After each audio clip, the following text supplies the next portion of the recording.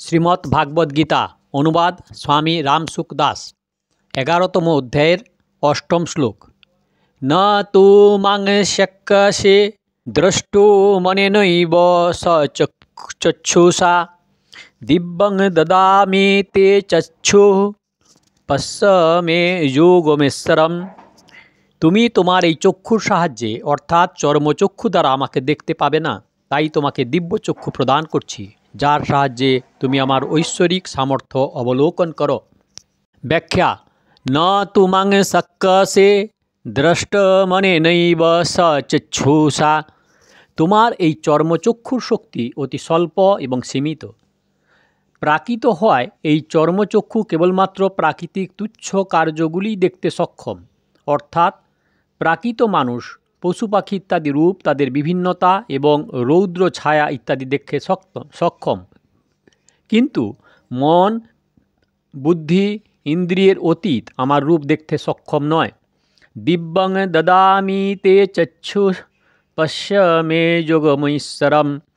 আমি তোমাকে এই অতীন্দ্রিয় অলৌকিক রূপ দেখার জন্য দিব্য চক্ষু দিচ্ছি, অর্থাৎ তোমার এই চর্মচক্ষুতেই দিব্য শক্তি প্রদান করছি, যার সাহায্যে তুমি অতীন্দ্রিয় অলৌকিক পদার্থ দেখতে পাবে এবং সঙ্গে সঙ্গে তার দিব্যতাও বুঝতে পারবে।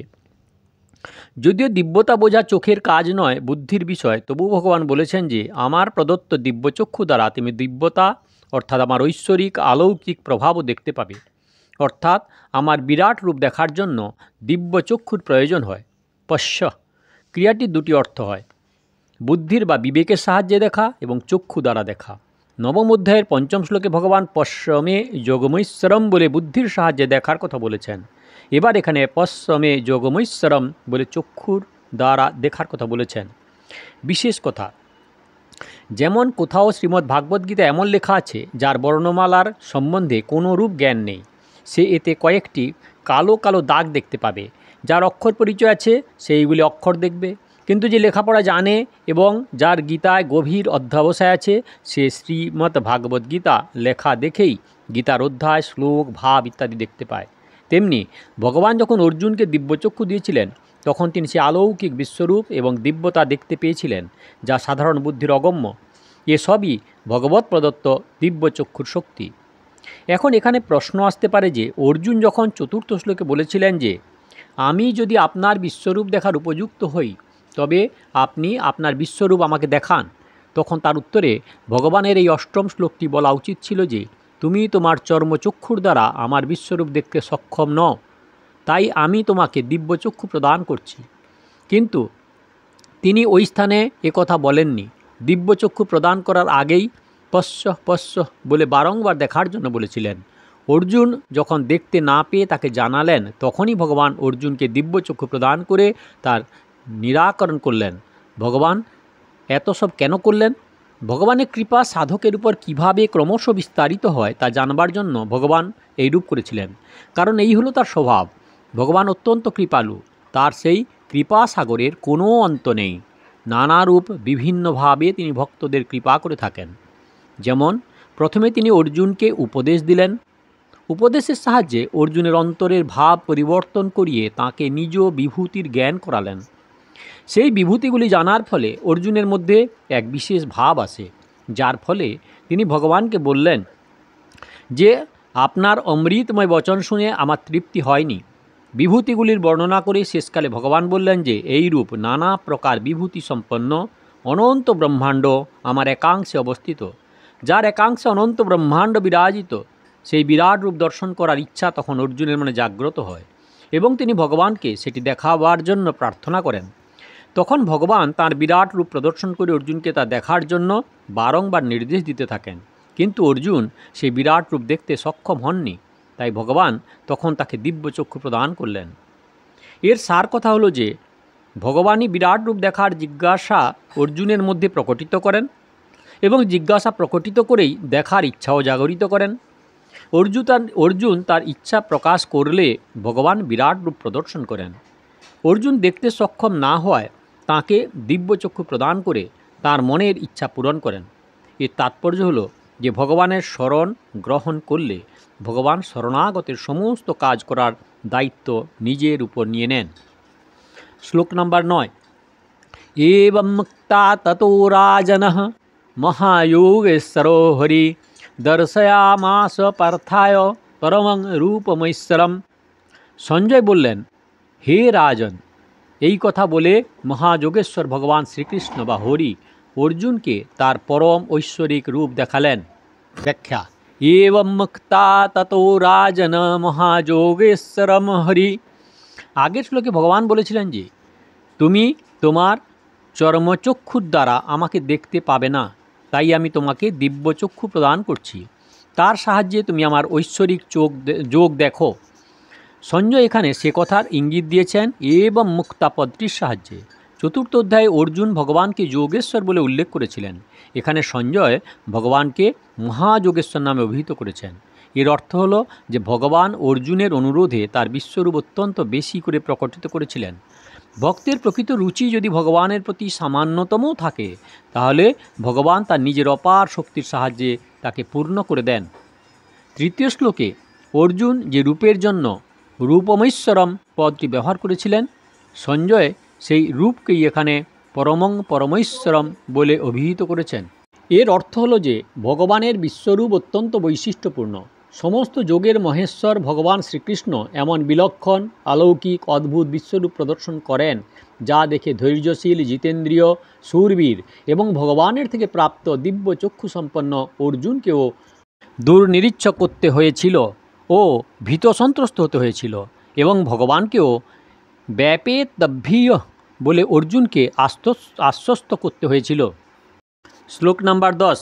অনেক বক্রনয়নম অনেকাদ্ভূত দর্শনম অনেক দিব্যভরণং দিব্যানেকোদ্যতায়ুধম। শ্লোক নাম্বার 11। দিব্যমাল্যন্নরধরং দিব্যগন্ধানুলেপনম সর্বাশ্চর্যময়ং দেবানন্তং বিশ্বতোমুখম। যার অনেক মুখ ও অসংখ্য চোখ, নানা প্রকার অদ্ভুত দর্শন, নানা দিব্য অলঙ্কার বিশিষ্ট, হাতে উত্তোলিত অনেক দিব্য আয়ুধ এবং যার গলায় অনেক দিব্য মালা, যিনি দিব্য বস্ত্র পরিহিত, যার ললাট এবং দেহ চন্দন চর্চিত, এইরূপ আশ্চর্যময় অনন্ত রূপশালী চতুর্মুখ বিশিষ্ট নিজ দিব্যস্বরূপ রূপ ভগবান প্রদর্শন করালেন। ব্যাখ্যা: অনেক বক্রনয়নম। বিরাট রূপে প্রকাশিত ভগবানের যতগুলি মুখ ও চক্ষু দেখা যাচ্ছিল তা সবই দিব্য। বিরাট রূপে যত প্রাণী দেখা যাচ্ছিল তাদের মুখ, চক্ষু, নেত্র, হস্ত, পদ ইত্যাদি সর্ব অঙ্গই বিরাট রূপ ভগবানের, কারণ তিনি বিরাট রূপ প্রকটিত হয়েছেন। অনেকাদ্ভূত দর্শনম। ভগবানের বিরাট রূপে যত রূপ, আকৃতি ও বর্ণ দেখা যাচ্ছিল, তাদের যত প্রকার বিচিত্র সাজসজ্জা দেখা যাচ্ছিল, তা সবই অতি অদ্ভুত দেখাচ্ছিল। অনেক দিব্যাভরণম।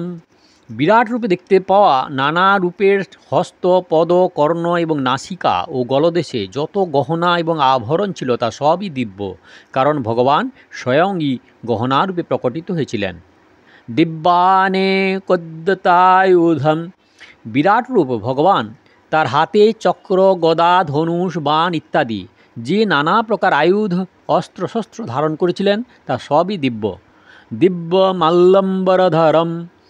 বিরাট রূপ ভগবান তার গলার ফুলের, সোনার, রূপোর, মুক্তোর, রত্নাদির যেসব মালা ধারণ করেছিলেন সেইগুলিও সব দিব্য। তিনি লাল, নীল, সাদা, সবুজ ইত্যাদি যে নানা রঙের বস্ত্রাধি পরণ করেছিলেন সেইগুলিও দিব্য বস্ত্র। দিব্য গন্ধানুলেপনম। বিরাট রূপ ভগবান তাঁর ললাটে যে কস্তুরী, চন্দন, কুমকুম ইত্যাদি তিলক ধারণ করেছিলেন এবং শরীরে যত সুগন্ধ লেপন করেছিলেন তা সবই দিব্য। সর্বাশ্চর্যময়ং দেবমনন্তং বিশ্বতোমুখম। এই প্রকার আশ্চর্যময়, অনন্ত রূপশালী এবং চতুষ্পার্শ্বে মুখ বিশিষ্ট পরম ঐশ্বর্যময় নিজ রূপ ভগবান অর্জুনকে দেখালেন। যেমন কোনো ব্যক্তি দূরে অবস্থান করেও মনে মনে যখন চিন্তা করে যে আমি হরিদ্বারে আছি, গঙ্গায় স্নান করছি, তখন সে যেমন গঙ্গা পুল, গঙ্গার ঘাটে দণ্ডায়মান নারী, পুরুষ ইত্যাদি দেখতে পায় এবং আমি গঙ্গায় স্নান করছি এরকম অনুভব করে, কিন্তু বাস্তবে সেখানে হরিদ্বারও নেই বা গঙ্গাও নেই, তার মনই সেই সব রূপ সৃষ্টি করে দেয়।